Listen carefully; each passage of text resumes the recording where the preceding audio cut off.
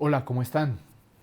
Yo soy José Fernando Sandoval y los voy a acompañar en la charla de hoy. Agradezco a la revista Derecho, Debates y Personas por esta invitación que me ha hecho, especialmente porque vengo a hablar de un tema que me gusta mucho, me resulta un tema apasionante. Vamos a empezar.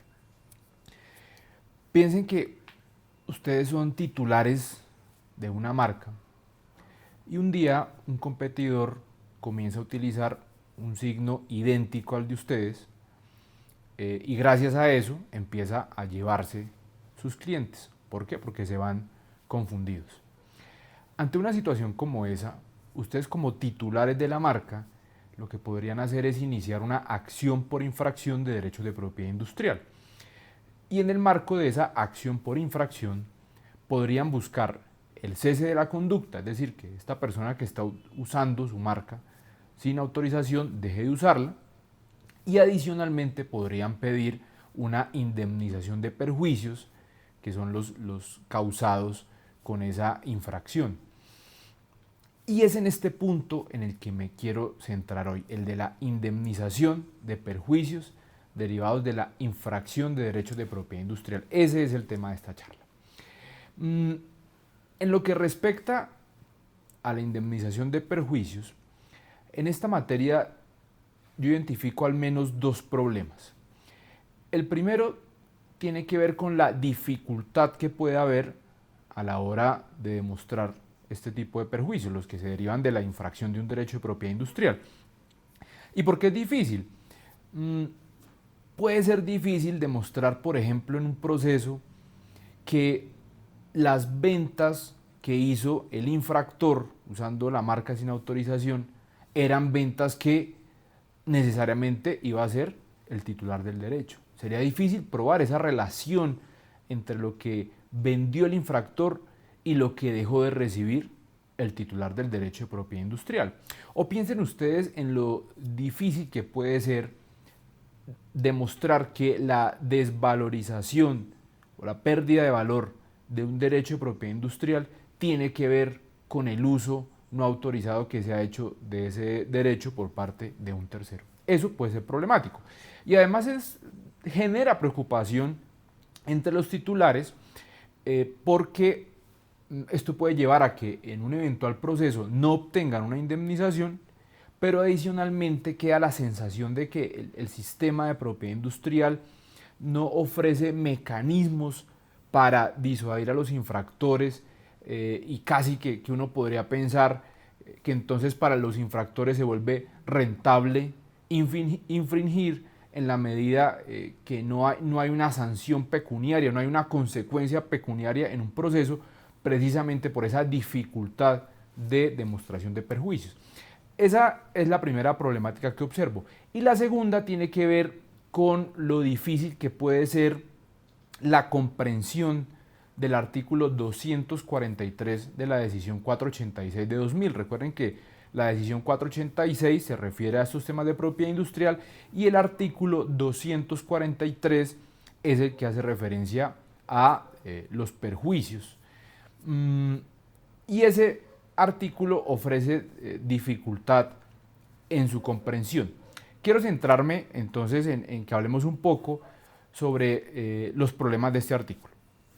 Primero, se los voy a leer para que recordemos lo que dice la norma. Dice este artículo: para efectos de calcular la indemnización de daños y perjuicios, se tomará en cuenta, entre otros, los criterios siguientes. A. El daño emergente y el lucro cesante sufrido por el titular del derecho como consecuencia de la infracción. B.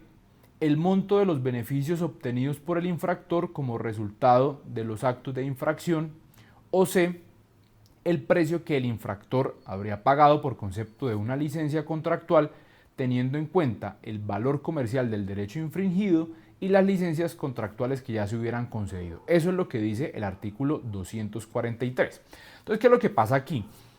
Esa norma, cuando usa la expresión calcular y nos menciona unos criterios para calcular, sugiere que esos criterios que aparecen en esos literales son para cuantificar.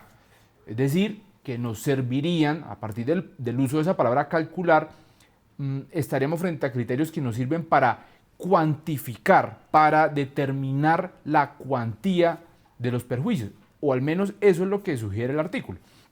El problema es que si empezamos a revisar uno a uno los literales, tal vez lleguemos a una conclusión diferente. Entonces miremos por ejemplo el literal A. En ese literal A la norma habla del daño emergente y el lucro cesante. Daño emergente y lucro cesante, lo sabemos, son clásicas tipologías de perjuicios. El daño emergente en estos casos podría corresponder a la pérdida sufrida por el titular del derecho con ocasión de la infracción. Piensen, por ejemplo, en que debido a la infracción, el titular tuvo que hacer unas inversiones, gastar una plata en una campaña publicitaria encaminada a aclarar a los consumidores la situación que se estaba presentando, porque los consumidores estaban comprando confundidos debido a la infracción. Entonces el titular tuvo que invertir un dinero en una campaña para acabar con esa confusión. Eso podría ser una forma de daño emergente en este tipo de procesos. Y el lucro cesante correspondería a los ingresos que dejó de recibir el titular del derecho debido a la infracción. Por ejemplo, piensen en un infractor que está comercializando un producto usando un signo idéntico a una marca, y a partir de eso se está llevando a los clientes del titular. Entonces este infractor está obteniendo unas ganancias que ha debido recibir el titular. Ahí se configuraría entonces un lucro cesante. Y dicho eso, pues resulta claro que este literal A, que hace referencia al daño emergente y el lucro cesante, lo que contiene no son unos criterios de cuantificación, sino verdaderas tipologías de perjuicio. El daño emergente y el lucro cesante son tipologías de perjuicio, no son formas o no son criterios de cuantificación. Vamos ahora al literal B. Este sí parece hablar de una forma de cuantificación, porque ese literal habla de el monto de los beneficios del infractor, y cuando se usa la palabra monto, pues sí parece que se refiere a una forma de cuantificarse, parece tener que ver con una cuantificación. Pero la pregunta que surge entonces es, si es una forma de cuantificación, ¿qué cuantifica? Debería estar atada a alguna tipología de perjuicio que está cuantificando ese monto. La norma no lo dice, pero si nos aventuráramos a pensar en algo, podríamos decir que el monto de los beneficios del infractor corresponde a la pérdida sufrida por el titular. Podría ser una forma de entenderlo. Pero si hiciéramos un análisis de ese tipo, entonces estaríamos hablando de lucro cesante. Y si este literal B habla de lucro cesante en la forma que lo estamos entendiendo, pues entonces no tiene mucho sentido el literal, porque el A ya hablaba de lucro cesante. Entonces, ¿por qué tenemos lucro cesante en el literal A y lucro cesante en el literal B? No parece tener mucho sentido desde ese punto de vista. Vamos al literal C. Ahí también parece referirse a una forma de cuantificación. ¿Por qué? Porque habla de el precio que se habría pagado por una licencia. Y cuando usa esa palabra precio, pues también parece hacer referencia a una forma de cuantificación. Pero igual que en el literal anterior, la pregunta que surge es, ¿y si esa es una forma de cuantificación, qué cuantifica? ¿A qué está atada? ¿Qué tipología de perjuicio está cuantificando? Tampoco lo dice la norma, y si nos aventuramos nuevamente a pensar en algo, podríamos pensar que el monto que habría pagado el infractor por una licencia, eso equivale a lo que dejó de recibir el titular por una licencia que, digamos, en condiciones normales tendrían que haberle pagado. Pero si lo analizamos desde ese punto de vista, si nos aventuramos a entenderlo así, pues vamos a caer nuevamente en un lucro cesante. Y si el literal C también es un lucro cesante, entonces ¿para qué tenemos el literal A que ya habla de lucro cesante? No tendría mucho sentido que entonces tres literales hablen del lucro cesante. Esto entonces muestra que ese artículo 243 realmente no es claro. ¿De qué habla el artículo 243? ¿Se refiere a tipologías de perjuicio o se refiere a formas de cuantificación del perjuicio? Porque esas son dos cosas que ciertamente son diferentes. ¿De qué habla entonces el artículo? Eso es una gran problemática. Y estas dificultades de las que les hablo, es decir, lo problemático que puede ser demostrar los perjuicios en un proceso de infracción de derechos de propiedad industrial y lo problemático que puede ser entender el artículo 243, pues ha llevado a diferentes discusiones, tanto a nivel de la doctrina como a nivel de decisiones judiciales. Yo hoy quiero hablarles de dos decisiones, dos sentencias proferidas por la Superintendencia de Industria y Comercio.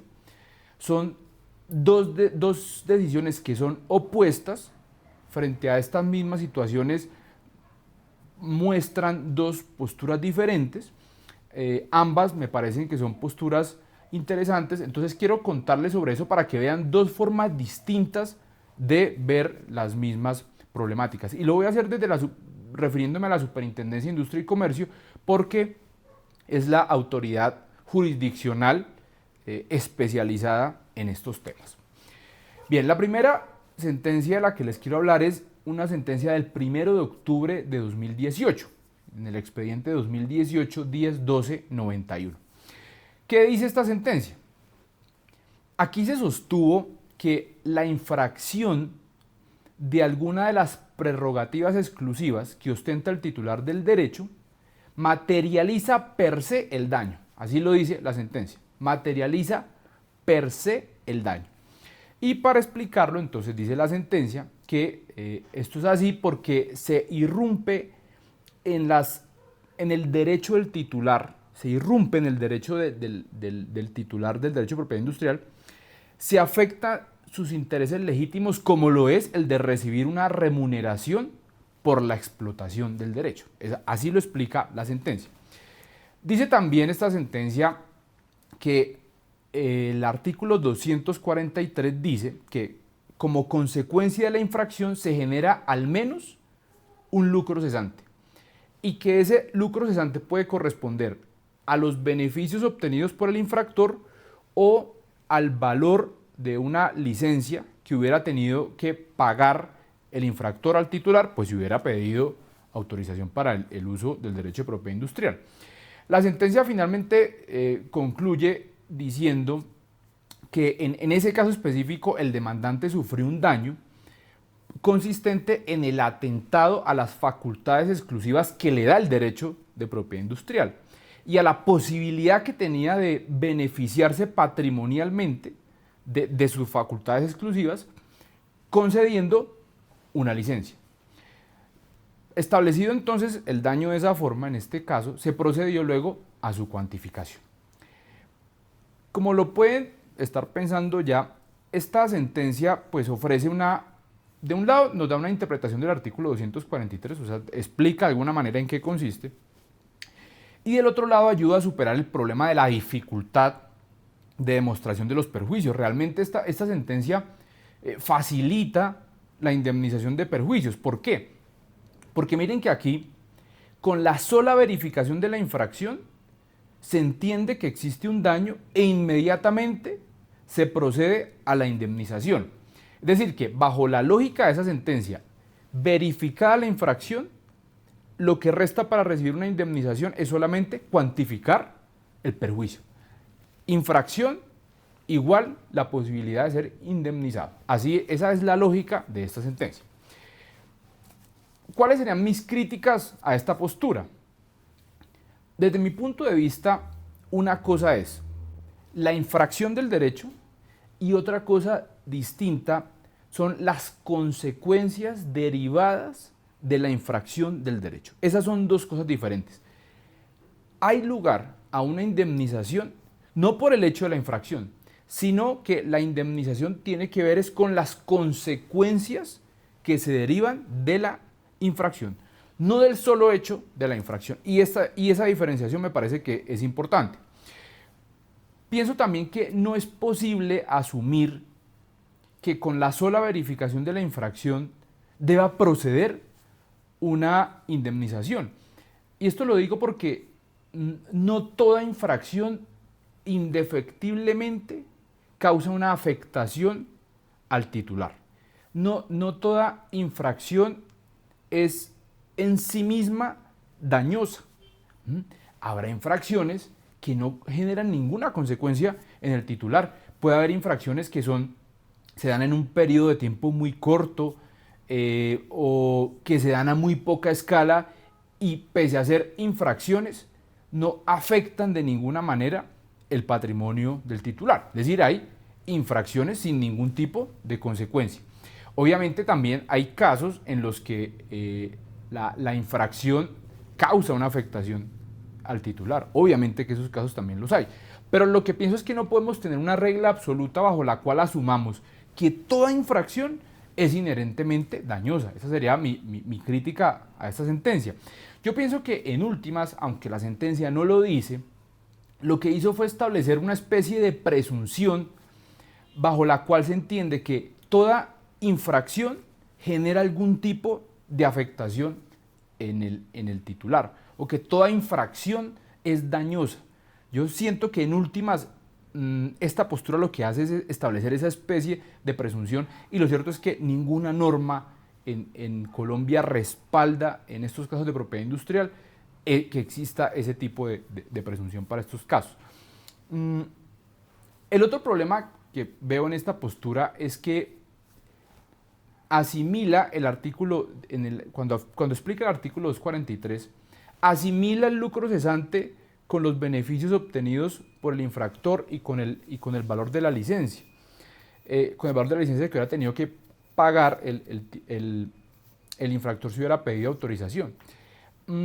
Asimila esos criterios como si fueran lo mismo y todos los incluye dentro del lucro cesante y eso no parece que no tiene mucho sentido porque si las tres cosas son lucro cesante, pues el legislador le habría bastado simplemente poner el literal A, lucro cesante, y para qué hablar entonces del literal B y el literal C como formas de lucro cesante para repetir lo que ya está en el literal A. Eso parece no tener mucho sentido. Ese es el otro problema que veo en esta sentencia en cuanto al entendimiento del artículo 243. Bien, ¿qué pasó después? Unos meses más adelante, pocos meses realmente, aparece una sentencia que fue dictada el 27 de diciembre de 2018 dentro del expediente 2016-185373. Esta sentencia revalúa la tesis anterior, la cambia. ¿Qué es lo primero que yo destacaría de esta sentencia? Y que me parece que fue como una gran novedad. Y es que separa los conceptos de daño y de perjuicio. ¿Sí? Los separó.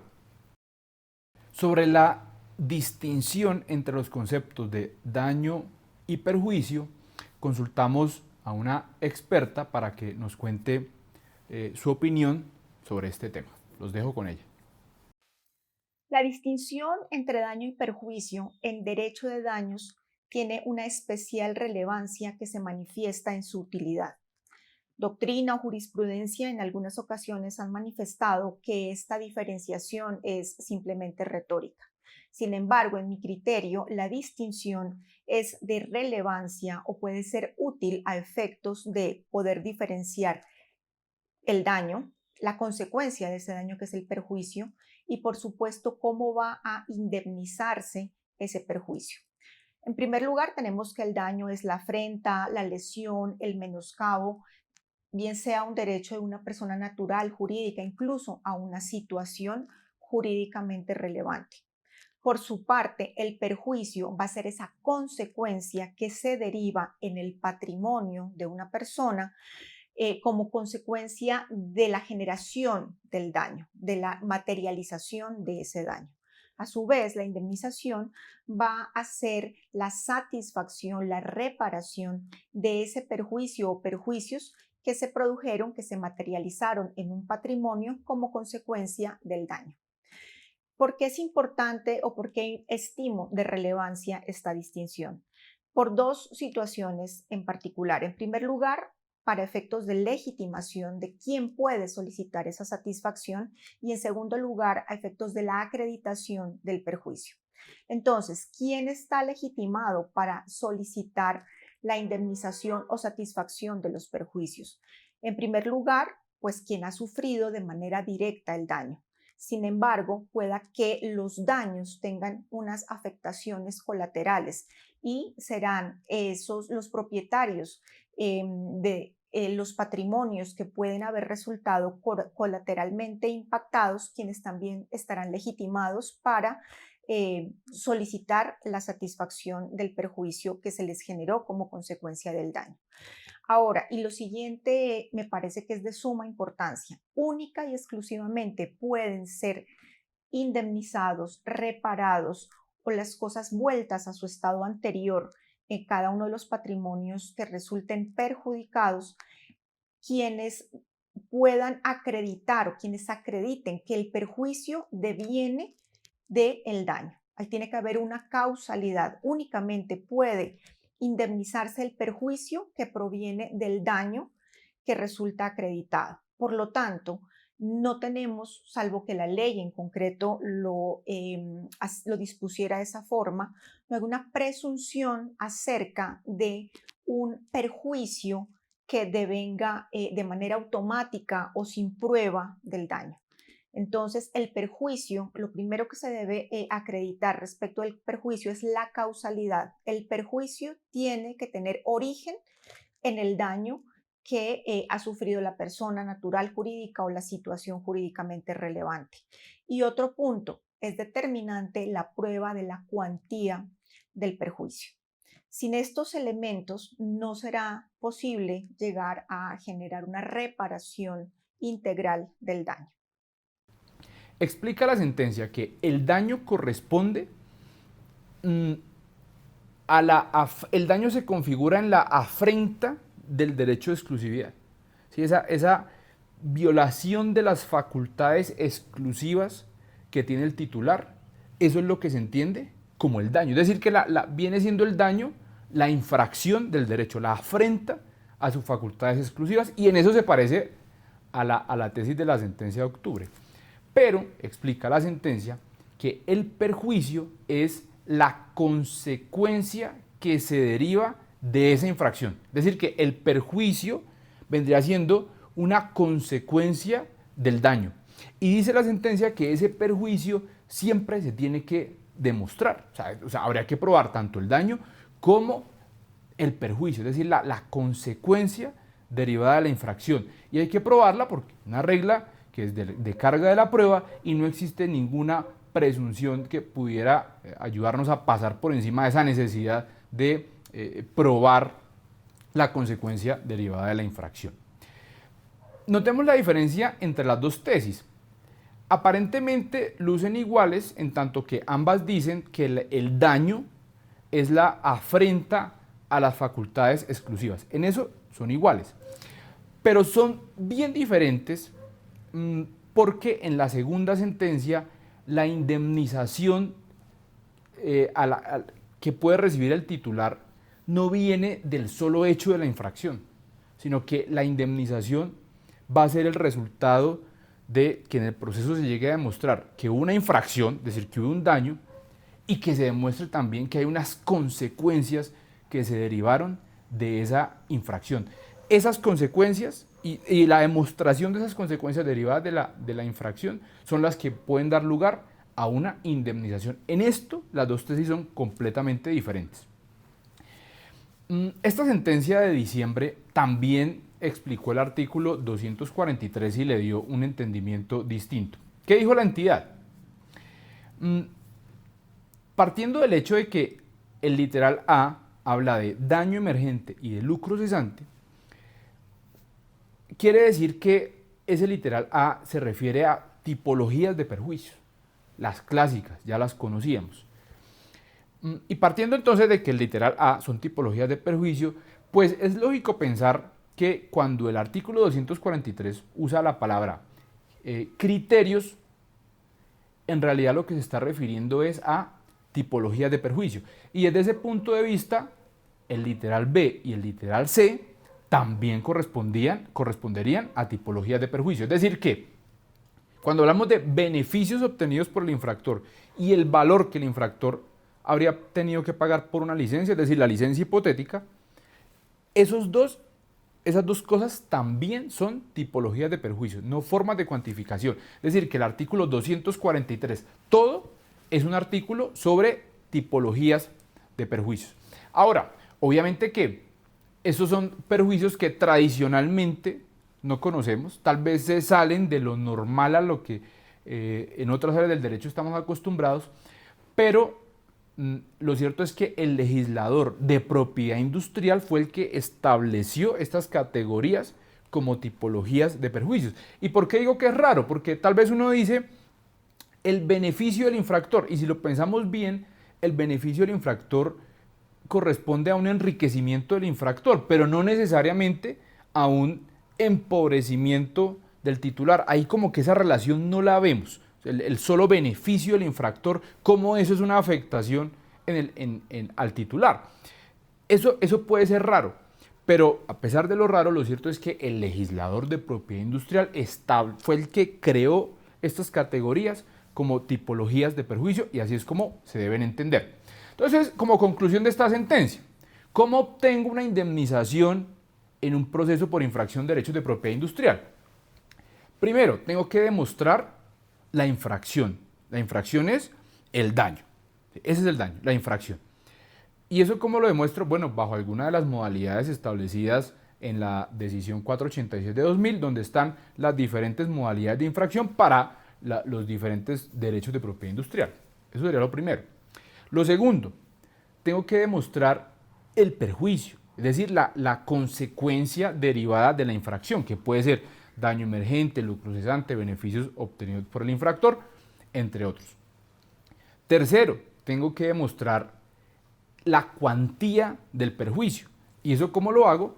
Pues puedo hacerlo vía juramento estimatorio, puedo hacerlo con los diferentes medios de prueba que me ofrece el Código General del Proceso, que me permite el Código General del Proceso, o también lo puedo hacer vía sistema de indemnizaciones preestablecidas, que es un sistema que tenemos en Colombia, aunque solamente aplicable al caso de las marcas. Bajo esas modalidades entonces podríamos demostrar la cuantía del perjuicio y así podría entonces yo obtener una indemnización en un proceso de este tipo. Notemos cómo esta postura de la SIC, esta última que les cuento de diciembre de 2018, como por un lado hace una explicación del artículo 243 que le da sentido a la norma, esta norma que es un poco difícil de entender, bajo esta interpretación cobra sentido. Y dos, también a destacar de esa sentencia, pienso que facilita de alguna forma también que se logre una indemnización en procesos de este tipo, porque a fin de cuentas, si ustedes se ponen a pensar, el reconocimiento del literal C, es decir, esa tipología de el valor de la licencia hipotética, eso es algo fácil de demostrar en el proceso. Y en últimas, entonces, esta postura está facilitando que se logre una indemnización al reconocer estas tipologías como tipologías independientes de perjuicios. Bien, esto era lo que hoy les quería contar en esta charla, en estos minutos. Espero que hayan disfrutado este momento y a ustedes muchas gracias por su atención.